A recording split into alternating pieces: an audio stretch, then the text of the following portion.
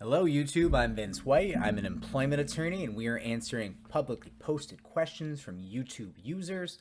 This user was named Jay Hefner. It was posted 1 day ago, and although I'm making this video 1 day after the question was posted, it is being uploaded for Tuesday the 14th, which is probably the day you're watching it. So, I apologize for the delay, but it's a queue. They go up in a queue. Is all I can say. All right, so Jay Hefner asks, question, and this was a question posted on my prior video. A coworker said I cannot be promoted because I'm a woman. How do I start a case? And on that video, Jay Hefner posted, question, my lawyer has appeared to back off the case even though he says it is in good standing and it is a multiple plaintiff case. The case is against a monopoly multi-million-dollar company, and a few of the clients think he is bought, but there's no evidence to support it. Is there any way we can demand this attorney to do a deposition as all the plaintiffs have done ours? We're just waiting on him to depose some of the employer's witnesses. Do you need to request this in writing? Sorry this is lengthy, but it's a lot going on.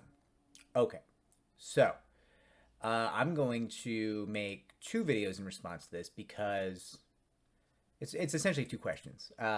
It's 1 question, but there's 2 important things here. The first thing, and this is incredibly common in our field, like people have come to me and they've been like, I deserve $30 million. You've been bribed.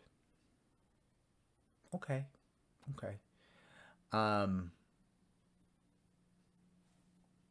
Probably you don't deserve 30 million.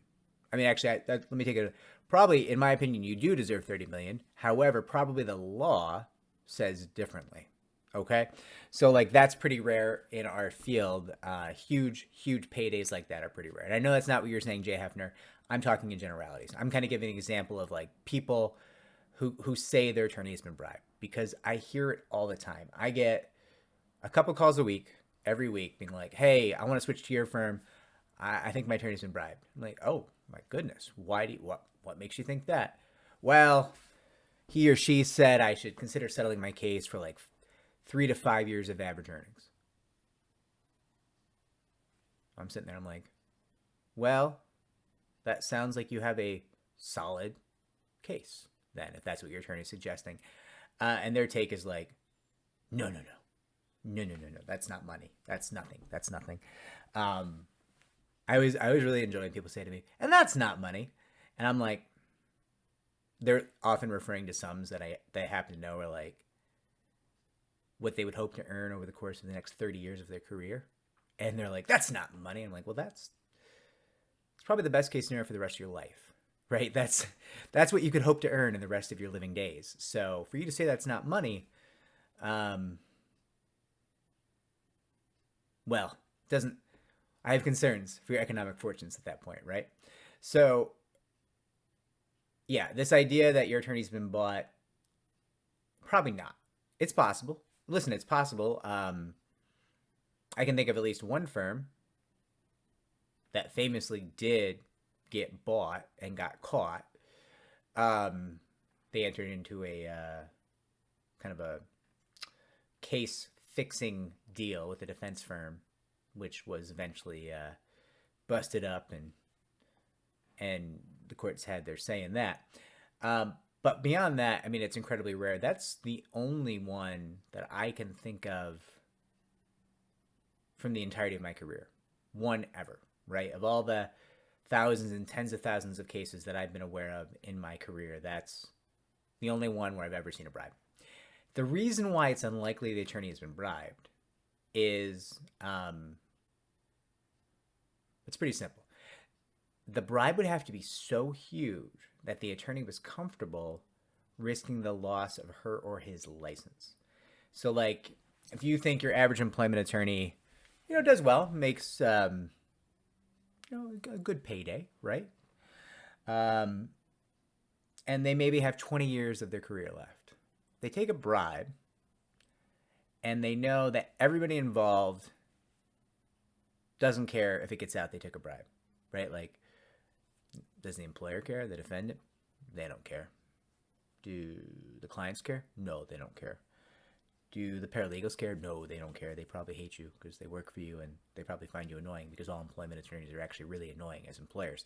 So just everybody around you would be pretty excited to out you for taking a bribe and get your little license just yoinked. And you're sitting there, you're like, wait, what? What happened? I took a bribe for 50 grand and now I've lost my career that was worth, over the course of decades, millions? Oh no, what have I done? My judgment is terrible, right? Like, it's just unlikely. It doesn't really make sense.